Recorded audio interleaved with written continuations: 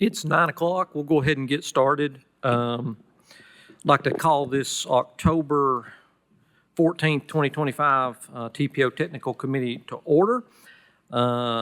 Dallas, it looks like we do have a quorum. Is that correct, sir? We do have a quorum. Let's do brief introductions, starting over there with City of Alcoa. Dakota Gentry, City of Alcoa. Karen Estes, Knox County CC Transit. Amy Brooks, Knox County Planning. Blake Sarton, Metro Knoxville Airport Authority. Doug Burton, TPO Coordinator. Jim Snow, Knox County Engineering Public Works. Tom Claybo, City of Knoxville Engineering. Deanna Flincham, Knoxville Commuter Pool. James Temple, Sevier County Planning and Zoning. Tina Whitaker, Lakeway.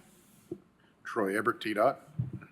Laura Smith, East Tennessee Development District. Brian Boone, City of Maryville Engineering and Public Works. Daryl Smith, Town of Farragut. Chico Messer, Blount County. Catherine Baldwin, Anderson County. Thank you, everyone. Dallas, do we have anybody on Zoom or participating virtually today? We have Stacy Morrison joining us on Zoom. Okay, thank you very much. Doug, do we have any amendments to the agenda? Not today. Okay, good deal.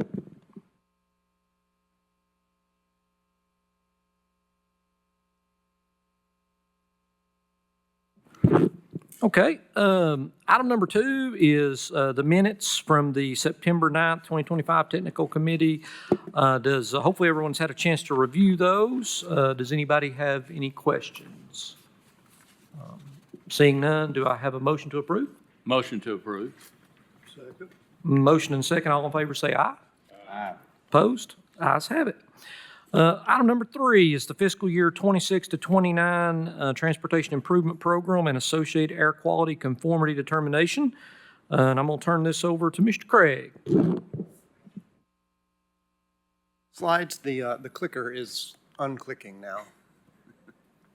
Maybe it'll work again. And we'll see if maybe it will take over now that it's, no. Okay. Is it working? Well, I think it clicks forward and not back. Real quickly, yes, this is the culmination of work that we've been doing throughout the year, actually. The draft TIP is completed and through the review process from our state and federal partners. The comments that were received have been incorporated into the final draft document. They were primarily minor corrections and clarifications about project information, not things that were of substance in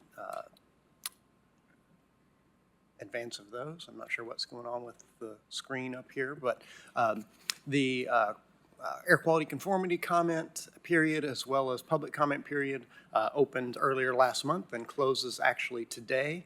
The draft tip and the associated appendix document were linked in the packet as well as are available on the TPO website right now. Let's see if this will advance, and it will not. Can you advance that, Dallas? Thank you very much. This is just a reiteration, kind of the summary of investments that are going on in the region. We've exceeded $1 billion that are programmed through fiscal 26 through 29, broken down here, 32 individual projects and 7 project groupings, which aggregate lists of other smaller scale projects that kind of for flexibility are grouped together for that. Local projects, 27, they're individually listed, as well as much larger scale 5 TDOT projects. You see the breakdown of kind of the way those projects are broken down just by project type. Lots of roadway projects, 24, 3 transit projects. The bike and pedestrian projects are listed in the grouping. You see there are 18 of those. Travel congestion and clean air grouping, locally 10 projects. That's a lot of the signal priority ITS type projects there. A couple of planning studies, and then also significant investments in the TDOT groupings, which is a lot of their maintenance work and safety work within those groups. Just another quick way of looking at that breakdown. Again, speaking to the scale of the TDOT project, so they are fewer in number. They certainly are greater on the financial impact. About 70% of the program there, 69% is TDOT investments, local agencies, about a quarter of the program, public transportation, just in excess of 5% of the program. Another way to break that down by roadway type, we'll see, and this is not exactly, it's just kind of the primary project type, because there's certainly some bike and pedestrian investments that happen when we have road widening or new road projects, but road widening is about half of the program. New roads, 19%, bike and pedestrian, kind of overtly bike and pedestrian, about 9%, operations and maintenance, 7%, and so on and so forth as we go down the list. We'll let Mike speak to conformity for just a moment. Yeah, just very briefly, this is the same slide I showed last month when we talked about the draft TIP.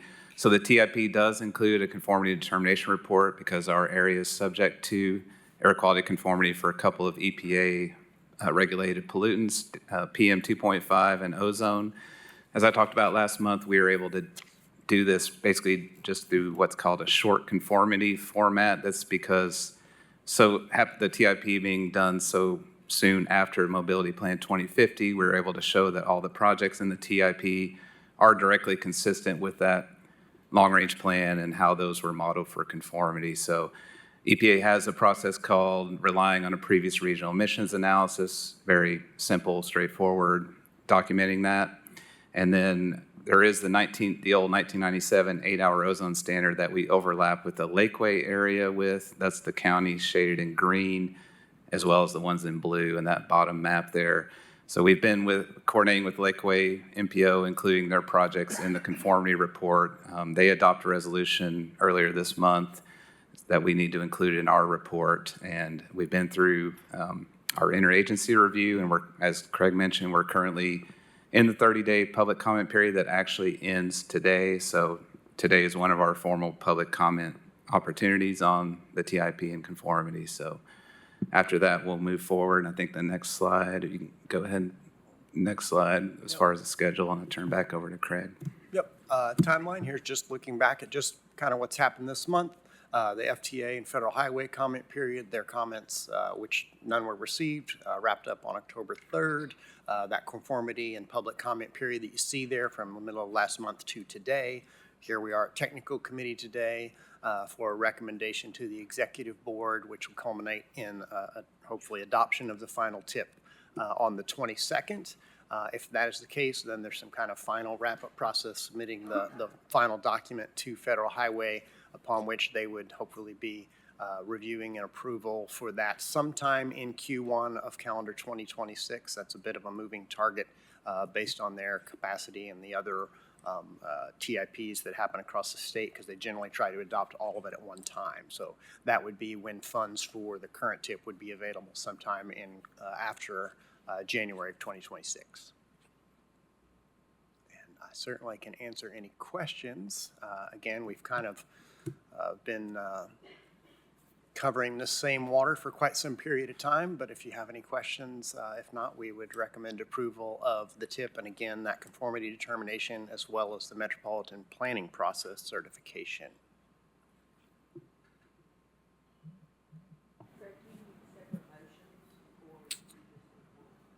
I think it generally can just be one. There's a resolution for the TIP, and then the planning process certification is the second. So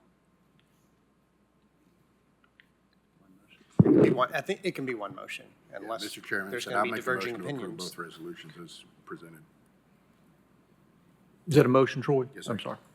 Yeah, I said I will make a motion to approve both resolutions as approved to adopt the tip in the planning certification. Second.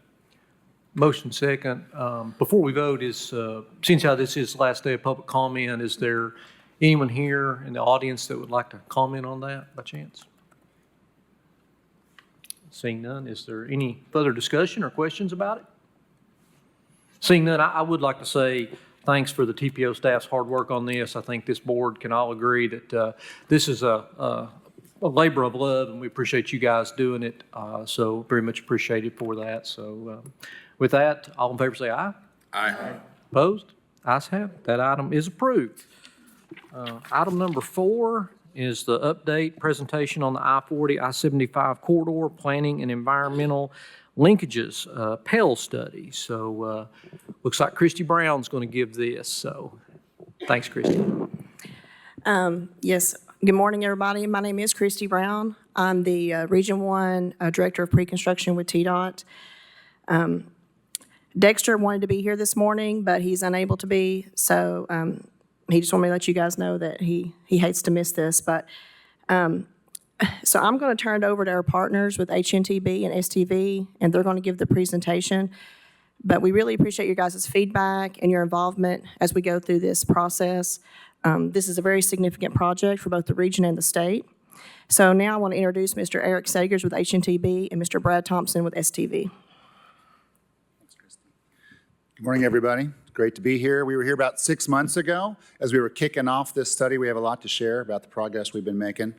As Christy said, my name's Eric Sagers. I'm a consultant with HNTB, and we're the program management consultant for TDOT, so really helping support TDOT and especially Dexter Justice to deliver this project. In a minute, I'll share the stage here with Brad.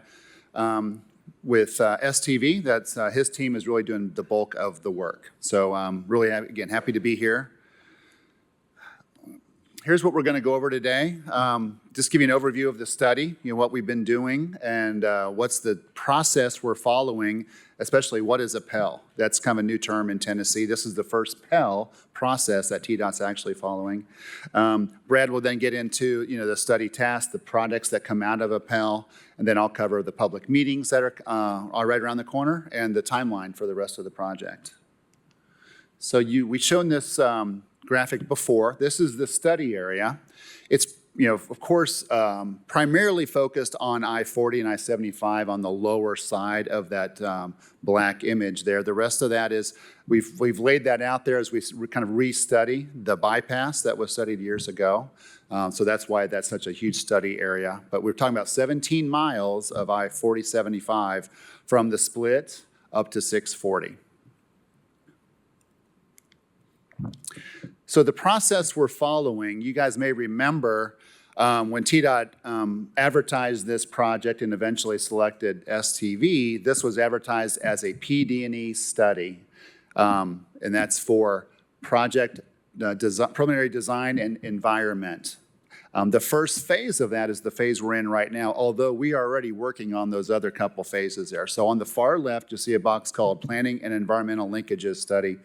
I want to dig into that just a little bit more. But what that's going to do is allow us to then take a look at what are the right improvements for the corridor. Obviously focused on Main Line, Watt Road and Campbell Station, which are both funded projects in TDOT's 10-year plan, and then additional projects such as maybe relocation of the way station or other operational improvements. The Pell study is going to help us inform that with a big corridor-wide long-term view. And then from there, projects that advance will advance into preliminary engineering and the NEPA process, the environmental document that we need before we can start final design, right-of-way acquisition, construction, and so forth. So what is a Pell study? I think I've got 2 slides on this. Yeah, I'll come back to that one in a second. A Pell study is the process TDOT is using. It's a fairly new process, a federal process in the NEPA, kind of in the planning and NEPA phase of FHWA work, where we can look at and combine the processes of feasibility study, planning, traffic analysis, and environmental work up front, holistically, to accelerate project delivery. So this allows us to kind of look at big complex corridors like this one in total, and then come back with smaller improvements. And we've been calling this like a NEPA fast pass, essentially. All this work we do up front, all this coordination with stakeholders, public engagement, allows us to more quickly advance projects once we've identified funding for them. So we can identify those corridor level challenges early. And because of what I'm going to say here in a second, this allows us to incorporate these planning level studies into the NEPA document. And because we're doing what's called a statutory Pell, there's 2 kinds of Pells. This one is a little more rigorous, a lot more engagement with FHWA, a lot more engagement with the public. And again, that allows us through those couple codes that are listed there to make these viable and useful in the follow-on NEPA process. I want to turn it over to Brad Thompson. Thank you, Eric. Appreciate y'all's time this morning to talk through this process a little bit. Pretty busy graphic, as you can see here, but this kind of outlines the process we're going through right now. The phase one of the Pell process, study initiation, we go through, we develop our framework and methodology, which is essentially how we're going to go about doing the Pell process, what type of study we're doing, how we're doing it. That goes over to FHWA for the review. FHWA buys in so that everybody's on the same page as we move forward. That includes research of past studies, existing conditions that you'll hear a little bit about. And then from there, we move into phase two, which is essentially where we're at right now. And that is identifying basically a full range of preliminary alternatives. So when we came into this project, the idea was we don't want to come in with any blinders on. We're coming in eyes wide open. What are all the options that are out there that need to be considered? This is obviously a corridor that's experienced a lot of growth over the past several years and continues to experience several challenges in terms of efficient traffic movement. So we want to come in and make sure we looked at everything possible, make sure everything's on the table. What that does allow us then to compare that ultimately with what the study goals are, the purpose and need, which is purpose and need is probably a term you're familiar with when it comes to the NEPA process. And then basically what comes out of that, we kind of boil that down into essentially we get a full range of alternatives that are a possibility. From there, we move into phase three of the study, where we will go through and conduct what we call a level one or fatal flaw evaluation of all those options. For example, we're looking for things like major environmental hurdles, could be major funding hurdles, anything like that that would constitute a fatal flaw that would prevent the project from moving forward. From there, we narrow that down into a reasonable alternative screening. So we take that, we come out with reasonable alternatives, and when we put that through our alternatives analysis phase. And out of that comes our recommended Pell alternatives. Now, the importance there is identifying those recommended alternatives. Those are the alternatives then that can then move forward into the NEPA phase. And so we finalize the Pell process, the Pell study, and from there projects move, as Eric already mentioned, into the NEPA and preliminary engineering side of things. So that's kind of gives you an idea of how the whole process works from beginning to end. A little bit about what we've been doing over the past few months. There's been a lot of work going on. I will tell you most of it has been on the traffic analysis side of things. Probably 95% of it has been on the traffic side of things. As you all know, there are a lot of traffic issues out there that are caused by a number of factors. So here's just a few things that we've been working on. The traffic analysis framework, which basically outlines for FHWA and others how we're going to analyze the traffic, what types of models we're going to use. Then we go through the traffic volume development, basically identifying, figuring out once and for all kind of what are the true volumes we're dealing with out there, what are the congestion choke points. We developed a Pell framework, as I mentioned earlier, a framework and methodology that's gone to FHWA. That included a public involvement and agency coordination plan. We'll talk in just a few minutes about public involvement. And then also during that time, we've done a lot of analysis on the way stations that are out there right now on I-40. Some of the things that are under development, I'll talk a little bit more about these in just a second, but public meeting materials coming up for our public meetings. Baseline conditions report, which is where all of the information in terms of the environmental baselines, the traffic, the crash data, all that's included in part of the baseline conditions report. That's in the process now and nearing completion, as is the draft purpose and need. Alternative screening methodology, that's the method for which we will be screening all of these alternatives we come up with. We're shooting for the end of this quarter, first part of Q1. And then from there, we go into the traffic and revenue calibration when we're talking about looking at things like, as I said, we're looking at all alternatives, right?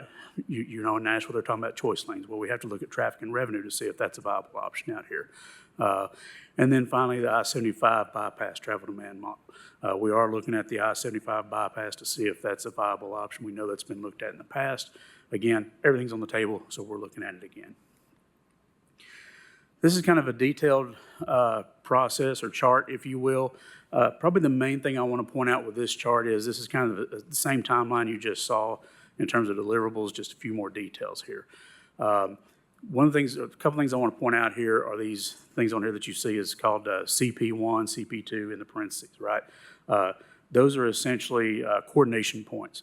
So at every step of the way, we have to stop and we have to coordinate with FHWA because, again, this is a statutory PEL. We want these things, these planning assumptions, to move forward into the NEPA process so that we can then go through the NEPA process more quickly than what you would typically see. So each step of the way, CP1, PEL initiation and methodology, CP2, purpose and need report, CP3, the alternative screening methodology, CP4, alternatives evaluation, and then CP5, the approved PEL study. So every step of the way, we have to take a step back, meet with FHWA, provide them with the information, and get coordination, make sure we're coordinating with them on what's going on. A couple things as far as a few more details here. The Public Involvement Agency Coordination Plan, that is in FHWA's hands right now. This includes basically your full outline of the public meetings, how we go about doing the agency coordination, technical technical working group meetings, outlines everything that we're going to be doing as part of that process, who we're coordinating with and when. And then obviously for that, we're in the process of hopefully getting that completed here very soon. Framework and methodology, same thing this month. That is in FHWA's hands. Framework and methodology, as I mentioned, sets out the goals of the study, the expectations, what level of analysis we're going to be doing, the various coordination points that I just mentioned a second ago, agreement on the schedule, and again, that is currently in review by FHWA. Next thing I mentioned, we've already got a good start on and looking at completion of that this month is the baseline conditions. The baseline conditions outlines the existing traffic, any engineering type issues that are on the corridor in terms of things that may be deficient in terms of from an engineering standpoint.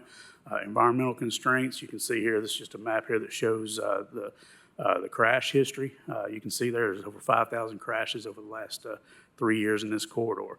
The baseline condition report is currently in review internally and anticipating completion of that this month as well. A lot going on in October. Next thing, and this is a big one, the purpose and need report. This is also in the works. We're hoping to have that completed in November over to FHWA. Purpose and need essentially outlines what your study goals are, what the objectives are. It talks about what the needs of the corridor are in terms of whether it's congestion, efficient movement of people and goods. But essentially that purpose and need is what drives everything, right? Not only for this study, but also for future projects as we move into the NEPA phase. It serves really as the basis for that evaluation of alternatives that we're going to be doing. We've identified several goals here on the right that I'm sure many of you will agree with. Improving travel time is one of the primary ones here. Accommodate not just current demand and capacity, but also anticipated needs in terms of volumes go. Providing congestion relief and improved level of service. Always looking at ways to enhance freight and goods movement as well. That's consistent with, of course, the MPO's long-range transportation plan. Improving safety, and then also addressing, the funding that's available out there and figuring out ways to accelerate project delivery, leveraging various funding mechanisms. So upcoming reports, I've touched on this a little bit. The alternative screening methodology, you see I've got up there Q1 26. That's probably going to be Q4 25. Then we'll be moving into the alternatives evaluation process. That'll be late Q1. And then we'll be prioritizing each of the projects and the phasing for when those projects need to come online to give us that full comprehensive view of not only what projects we're doing, but when we're doing them and how we're ultimately going to fund those. And then finally, the PEL study report. Eric? Okay. Yeah, just a few more slides here. Thanks for that, Brad. So public meetings, round one, we're in that final stages of FHWA approval of our public involvement plan, but we wanted to make sure we got out there and met with the public and gave them an update with what we're finding and things like the baseline conditions report before the Thanksgiving holidays and how busy December is and such. So we have got 3 meetings on the calendars, reservations made and things getting booked. We're unfortunately straddling Veterans Day, so there we have a meeting on Monday, November 10th, Wednesday the 12th, and then the 13th. 3 different locations due to the size of this corridor, giving people plenty of opportunity. There'll also be a virtual option as well. And the format we're going to use, all 3 of the meetings are going to be the same material, the same attendees, just giving people easier access to us. We'll have boards and stations around, like what is a Pell study? A lot of this kind of information that Brad just covered, I just covered, existing conditions. What are we seeing out there from a traffic congestion standpoint or crash heat map? What are we seeing from an environmental perspective? Things that we're taking into account as we lay out our different alternatives. The methodology will explain that, kind of like the way Brad did there. But we're also going to have a pre-recorded presentation that will be on a looping cycle, 3 to 5 minutes in length for people that just want to sit down and kind of get an overview of the corridor. And then the most important part is really have an opportunity for them to do comments. And we're going to have an online survey that will be live by that point, and people can go in. We have a series of questions. We're trying to gather more data. You know, how do people use the corridor? You know, origin, destination. What do they see in the corridor? What do they think the issues are? We want to make sure we capture as much of that as we can. All right, so that was it for our presentation. Obviously, we're here to answer any questions you guys have. Question for you. Sure. All the quarters you're relating to, we all talking calendar year quarters? I'm sorry? You're talking quarters? You know, Yeah, calendar so that's year all quarters. calendar. Okay. Yeah. Obviously, January, February, March, April, May, June, et cetera. Yeah.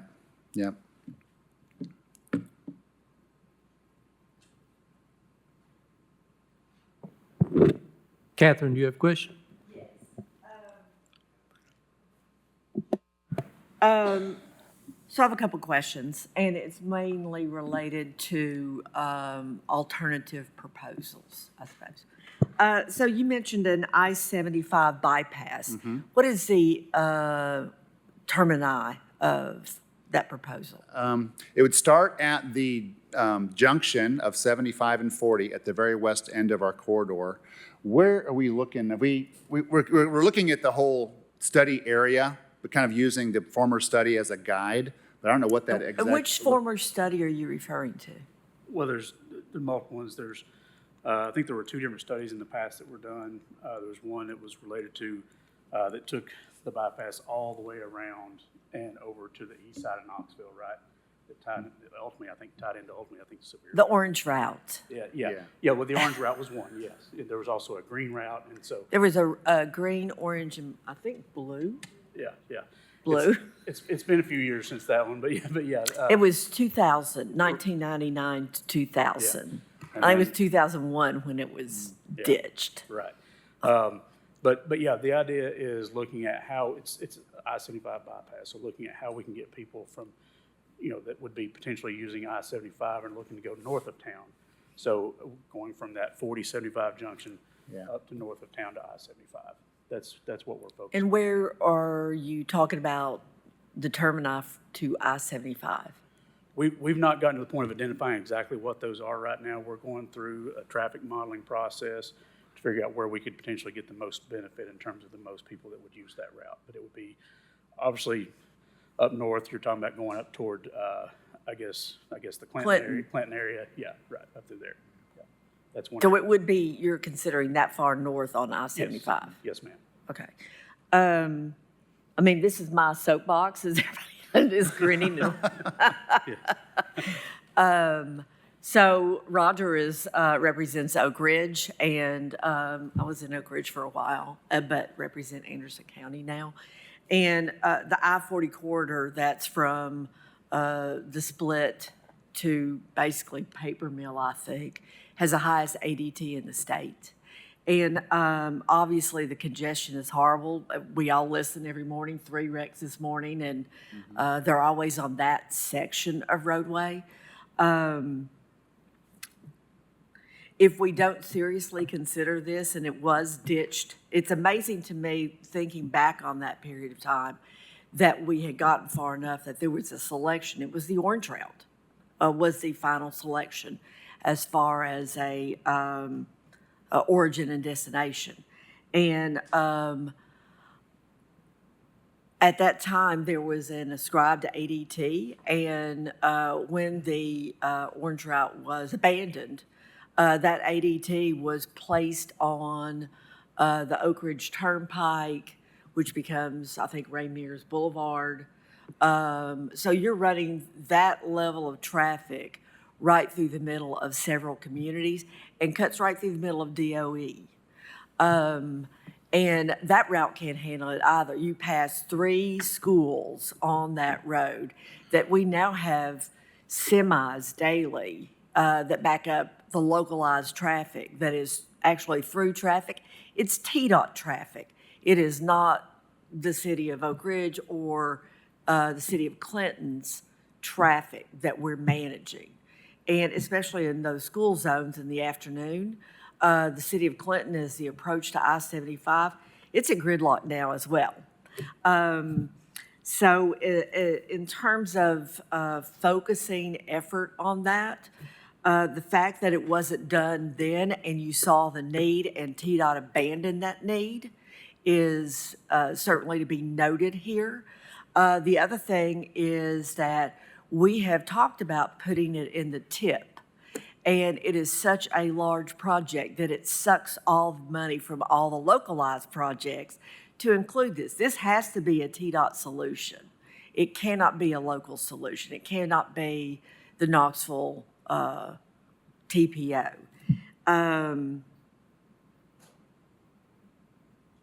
Choice lanes, you cannot build your way out of this kind of congestion. That might alleviate it, and obviously improving the efficiency by taking out the truck weigh station, improving the intersections with Watt Road, Station, Campbell Station Road. Those are stopgap measures.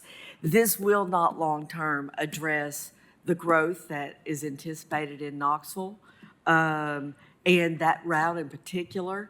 By abandoning the orange route, you are going to go south of the DOE facility. You can no longer do that because the infill of our growth, it is probably cost prohibitive to try to assemble right-of-way. And by abandoning that, you've precluded that as a route. You're going to have to go north of DOE now. Well, a couple of things, if I can. Thank you. Good comments there. Just to let you know, Brad touched on it, but we are looking at the traffic. We really want to understand where they're coming from and where they're going to.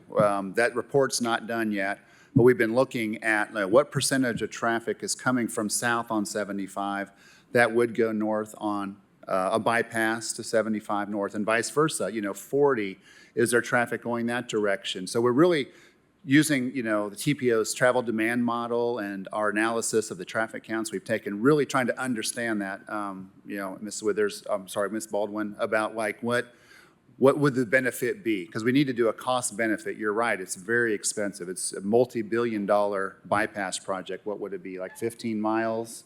Or more of new alignment. It was expensive in 2000. Yes.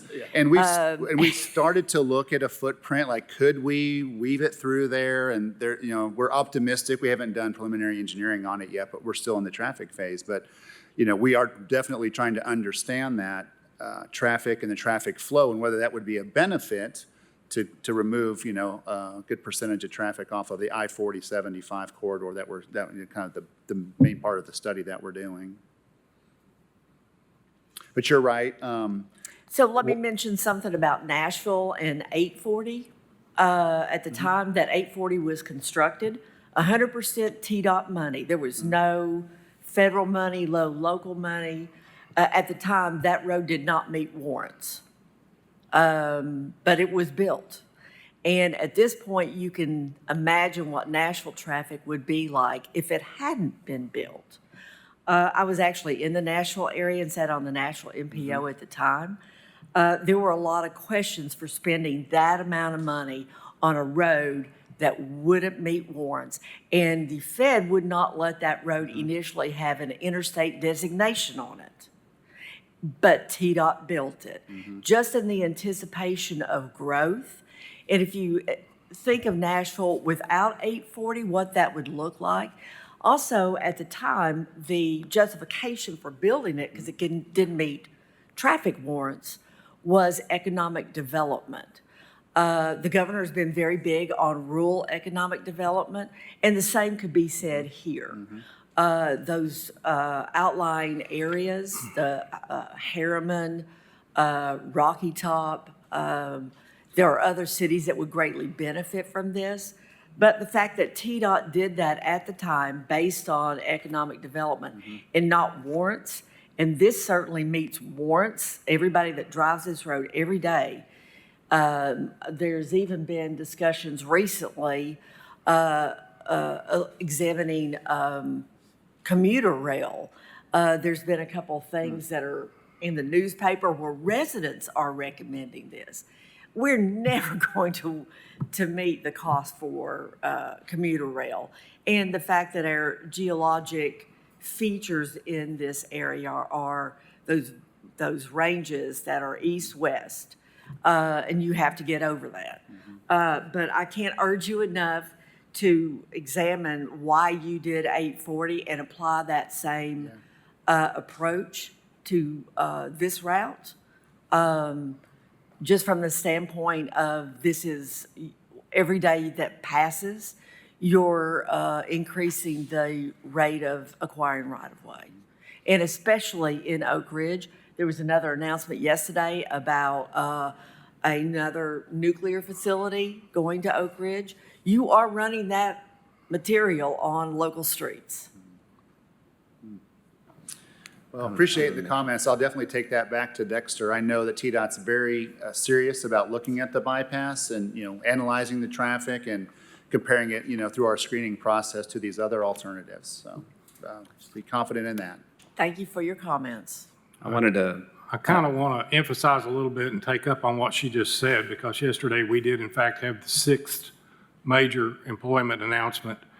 We're taking that traffic basically out of 2-lane road, which is Highway 95, and it's the only way out of the west end of Oak Ridge without going all the way to the interstate. We're in-house looking for some alternative to that. And at this point, I think she's right. I think we're going to have to go all the way around DOE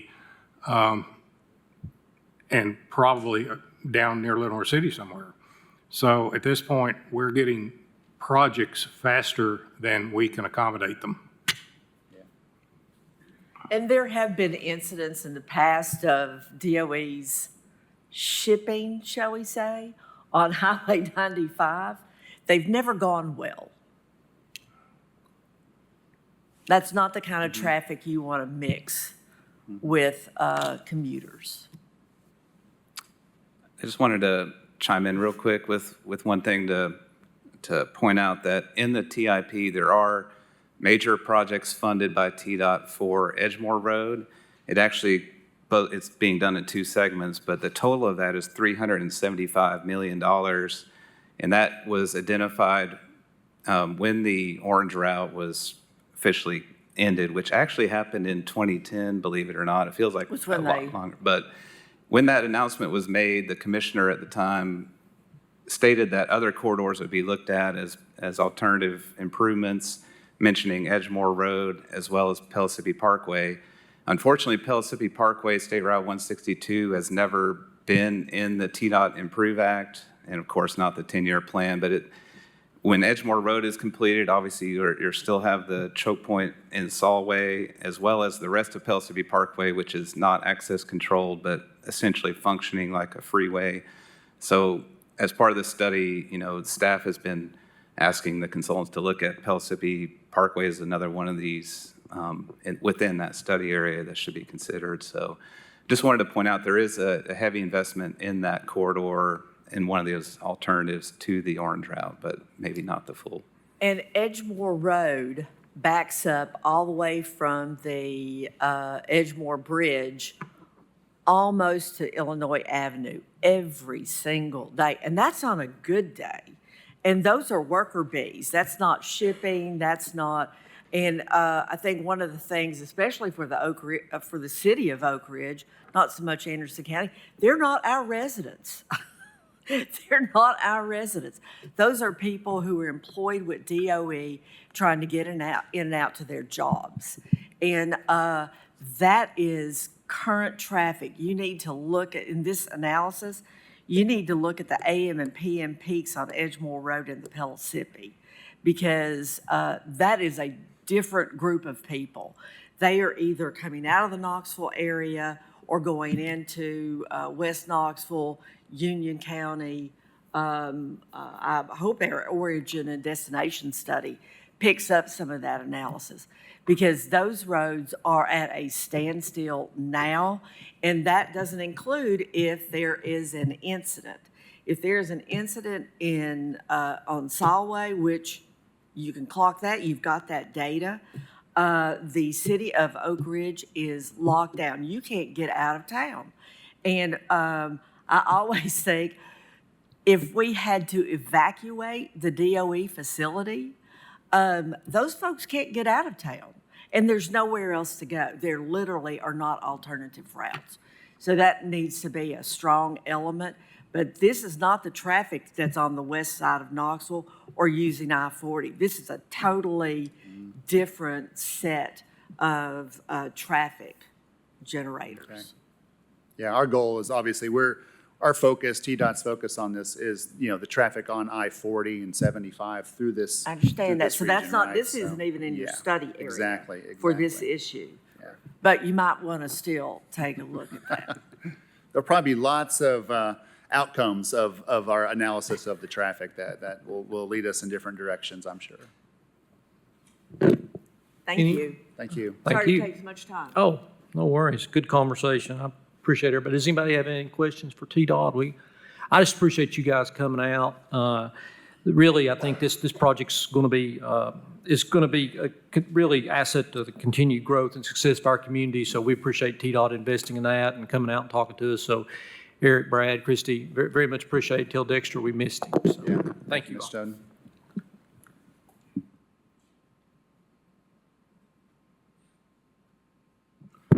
All right. Number 5, TDOT FHWA updates. Troy? Yep, got a couple things real quick. I'll keep it very brief, though. Planning grants are still open. You have till Halloween, so we're at 16 days to go. Please get those in if you have any specific questions. You can work with us or your excellent staff here at the TPO that we can get you in the right directions to put in for those. Those are studies, kind of like what these guys are doing, just much smaller. And much less expensive. That is up to $250,000 with a 10% total match.